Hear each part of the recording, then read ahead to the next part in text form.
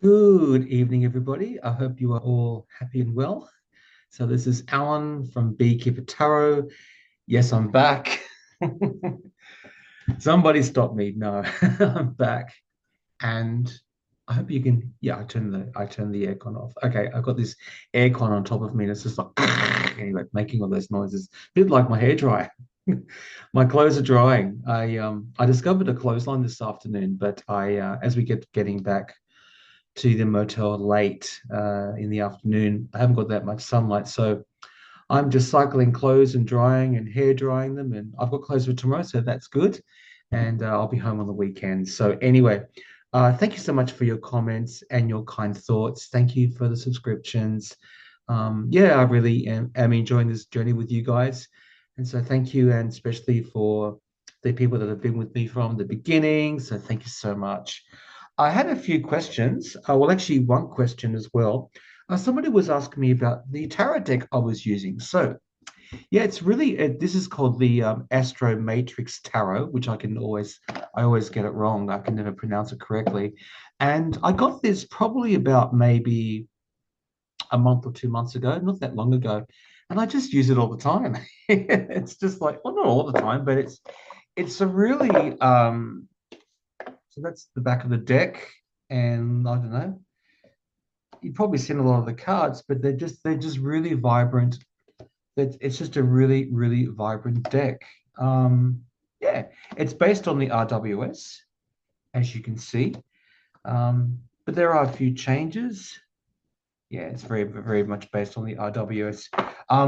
It's a really good deck, and I did think. I mean, I do use it a lot when I'm doing readings for myself in my own personal life, but for some reason I'm just gravitating towards it a lot right now. When I'm doing uh, videos for Beekeeper Tarot and from a channel, and it's just a really really vibrant deck, and it's just yeah, vibrant and chatty and easy. Well, I find that I really relate to it. So yeah, so I was gonna maybe we can talk about getting a new deck, which wasn't what I was going to talk about, but there's lots of things that you can do when you get a new deck.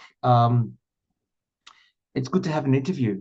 So what I generally do is I will get my deck, I'll just give it a bit of a shuffle, and I'll just leave it with my other decks. They're kind of all stacked on top of each other, and I might just put a couple of crystals on there, and I'll let them just usually leave them for the night, and they can all just have a nice esoteric chat. And that's what I tend to do. And then the next day I'll shuffle them, but there's lots of different things that you can do. So actually, well, let's do it. Let's have a mock interview of this deck, and I'll show you what I mean. It's a really good way to get to know your decks. All right, come on down, guys. I kind of think. Okay, here we go. I kind of think that having tarot decks, I kind of look at them as like living things, living and chatting things, and they're like pets, you know what I mean? And so I tend to always take really good care of my decks. I kind of try to put them away if I've been reading, pop them away. I don't leave them lying around. Just pop them back in their home.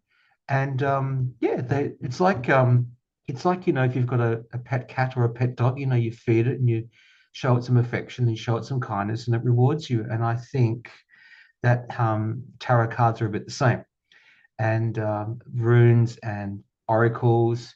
You've just got to keep the channels of communication open to them. And I think they will chat to you. So, just for example, say I got a new deck, like say I got this deck, right? So let's see, um, just an example of a deck interview that you can do. Lots of different interviews online. Hermit card, there you go. Look at it in silence, maybe. So I might say to this deck, so what would you really like me to know about you? What what does this deck really want me to know about it?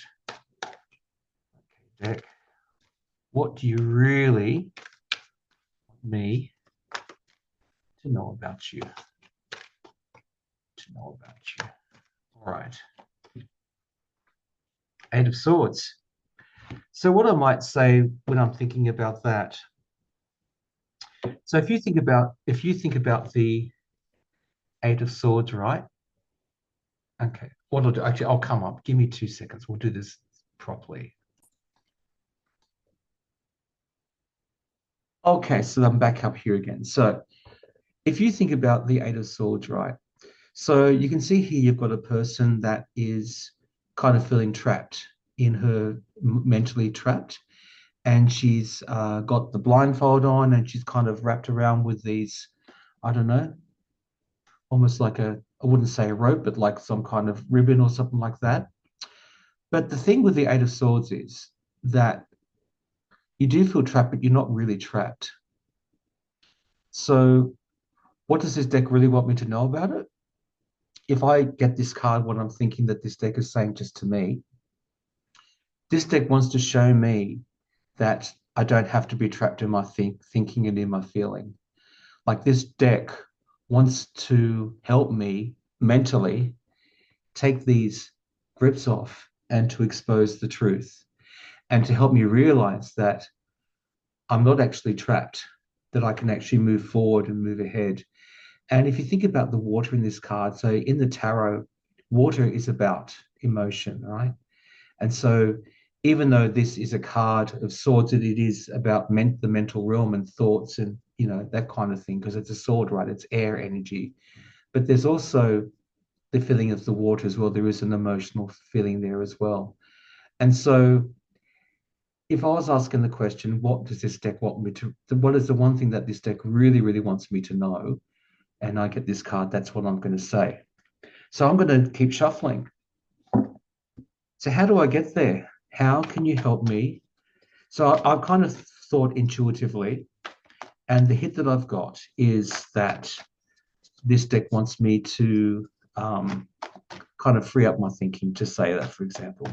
So how do you want me to free up my thinking, deck? How do you want me to free up my mind? How do you want me to free up my mind? How do you want me to free up my mind? Okay, so Five of Cups. So even though this card is about emotion and everything else, how do you want me to free up my mind? The feeling I'm getting is don't look at what you've lost, look at what you still have.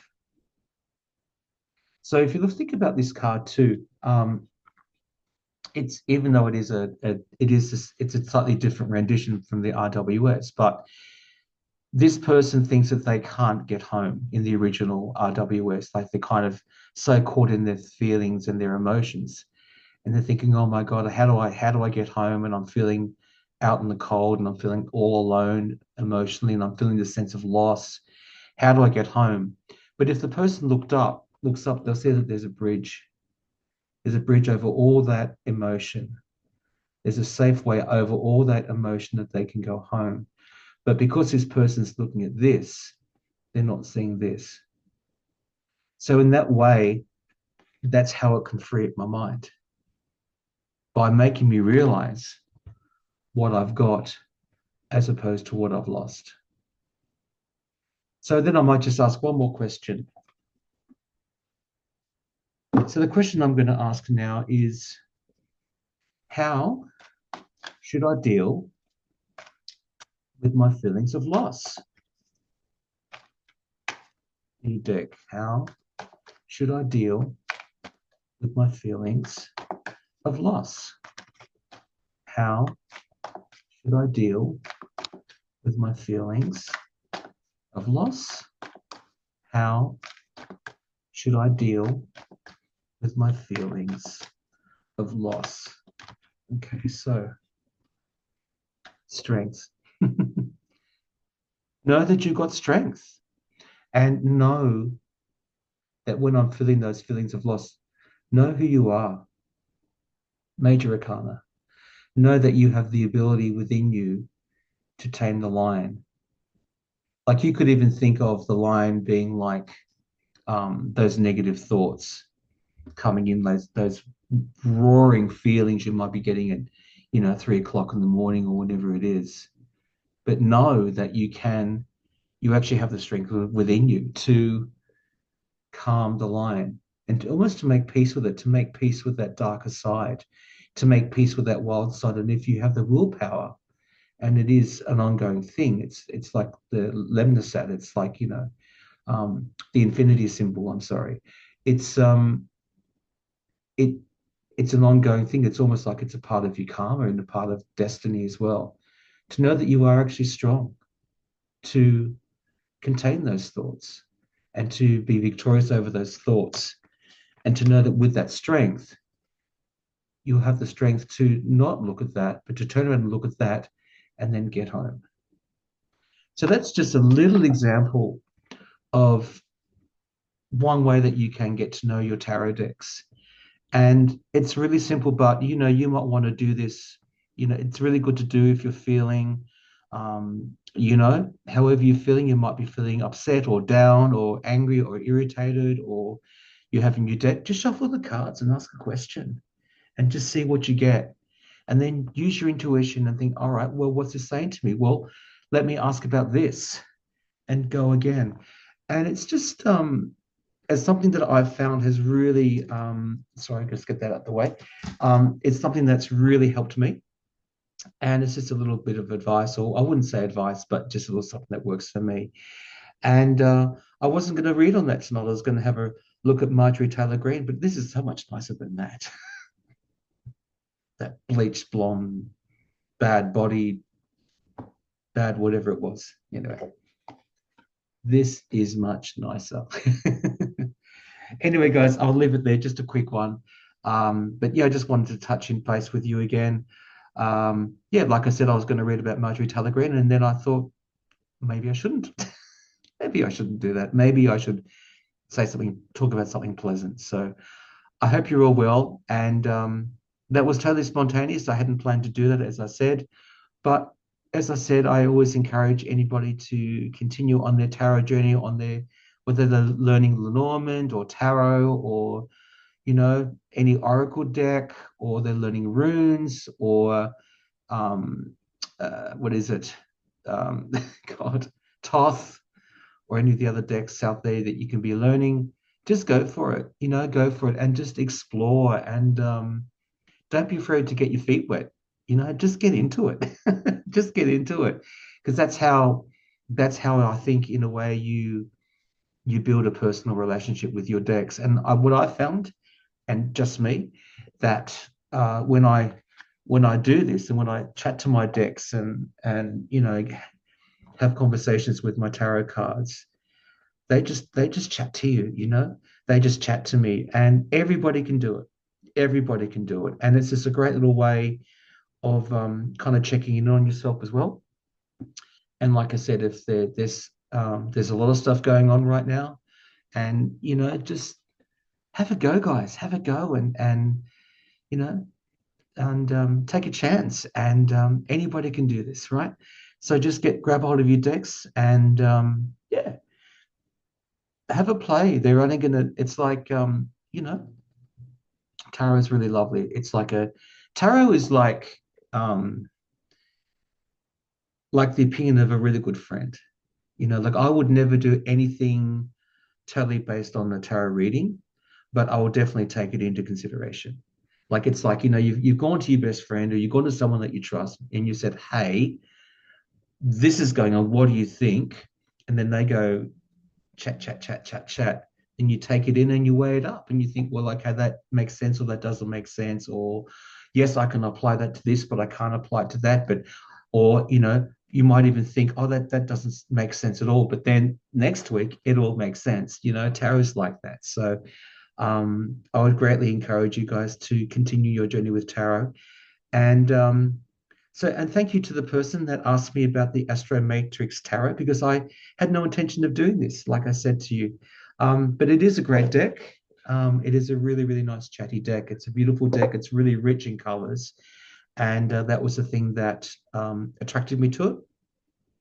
And I did think that it would work well on YouTube, but also personally, I found that connection. And this is just an example of how I make those connections with my decks and with my esoterical things, even like with pendulum, you just just sit there and how are you? Can I ask about this? And it will just go yes or no. And like, do your checks and do your protections, like, cover yourself in white light. I mean, you're covered in white light anyway. Just affirm that, just affirm that. And I always say if I'm using a pendulum, is it okay if I ask about this person or this situation and I'll get a yes or a no, and then off I go.